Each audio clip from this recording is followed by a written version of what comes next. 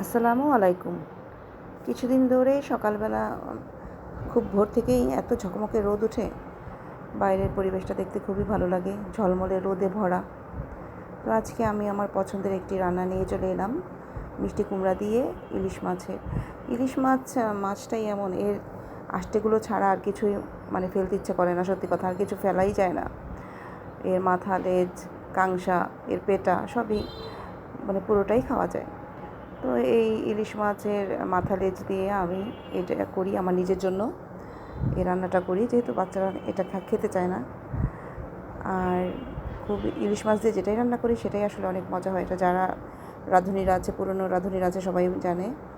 তো মিষ্টি কুমড়ায় আমি 2টো মরিচ দিয়ে দিলাম। কাঁচা মরিচের যে দাম এখন, এর বেশি দিলাম না, কারণ মিষ্টি কুমড়াটা একটু মিষ্টি খেতে ভালো লাগে আমার কাছে, মাথা দিয়ে হলেও।